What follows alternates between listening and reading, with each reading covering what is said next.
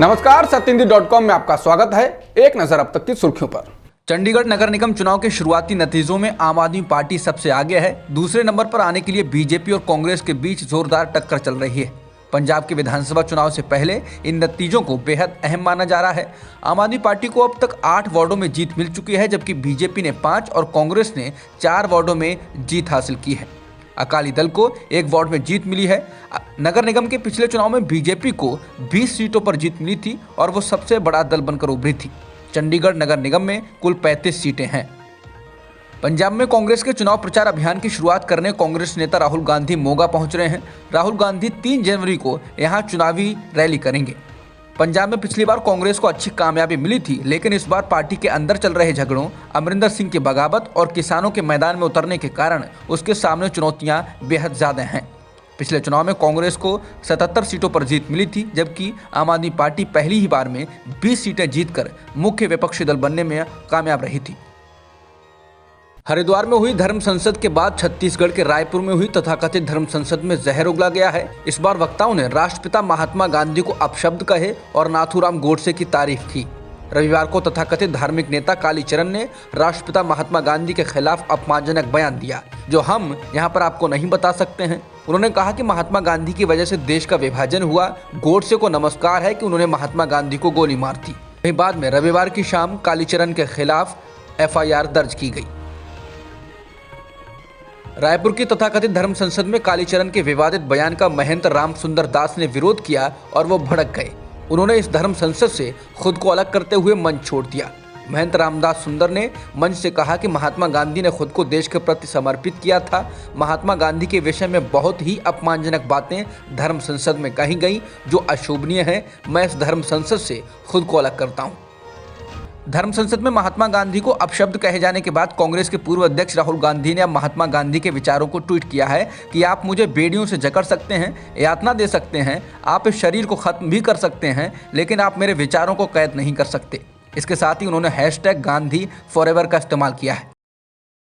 धर्म संसद में भगवा कपड़े पहने हुए तथाकथित धार्मिक लोगों ने जमकर नफरती बयान दिए, जिसको लेकर विवाद गहराता ही जा रहा है। अब इस मामले को लेकर सुप्रीम कोर्ट के 76 वकीलों ने CJI NV रमना को चिट्ठी लिखी है और इन नफरती भाषणों पर स्वतः संज्ञान लेने का अनुरोध किया है।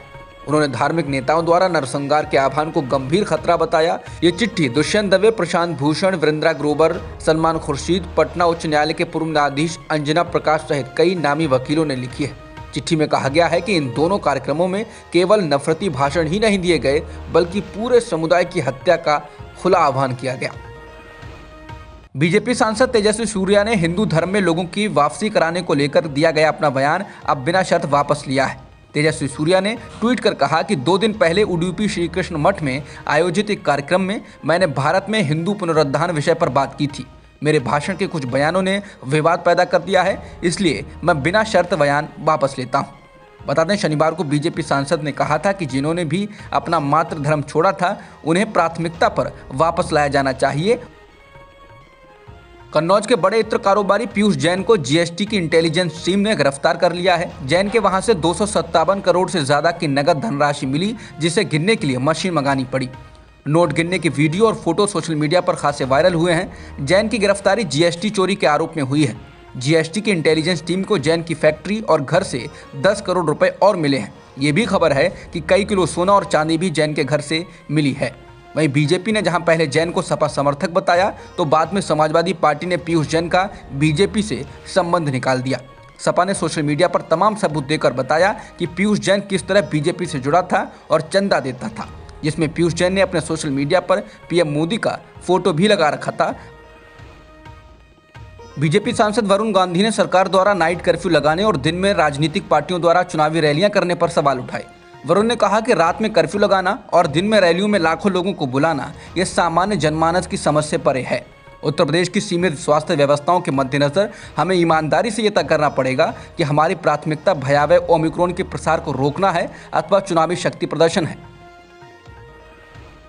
सरकार ने सोमवार सुबह कहा कि 15 से 18 साल के बच्चे 1 जनवरी से कोविन ऐप पर अपने स्कूल ID कार्ड का उपयोग करके कोविड-19 वैक्सीन के लिए पंजीकरण कर सकते हैं। कोविन के प्रमुख डॉक्टर आर एस शर्मा ने समाचार एजेंसी एएनआई को बताया कि ऑनलाइन प्लेटफॉर्म पर एक अतिरिक्त स्लॉट बनाया गया है ताकि छात्र शॉर्ट्स के लिए पंजीकरण करने के लिए अपने आई कार्ड का उपयोग कर सकें। ऐसा इसलिए है क्योंकि कुछ के पास आधार कार्ड या अन्य आवश्यक आईडी कार्ड नहीं हो सकते हैं। बता दें, प्रधानमंत्री मोदी ने शनिवार को ऐलान किया था कि 15 से 18 आयु वर्ग के बच्चों को 3 जनवरी से कोविड के टीके का पहला दौर शुरू हो सकता है। दिल्ली में कोरोना वायरस के मामलों में तेजी से बढ़ोतरी होने और बीते 24 घंटों में ही 290 नए मामले सामने आने के बाद सरकार ने एक अहम फैसला किया है।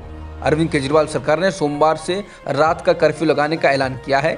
इसके तहत रात 11 बजे से लेकर सुबह 5 बजे तक कर्फ्यू लगा रहेगा। इस बीच हफ्ते के अंत का कर्फ्यू नहीं लागू होगा। दुकानें ऑड इवन नियम के तहत सुबह 10 बजे से रात 8 बजे तक खुलेंगी। अब तक की खबरों में इतना ही। बाकी खबरों के लिए बने रहिए सत्यहिंदी.com के साथ। सत्य हिंदी का ऐप डाउनलोड करें गूगल प्ले स्टोर पर।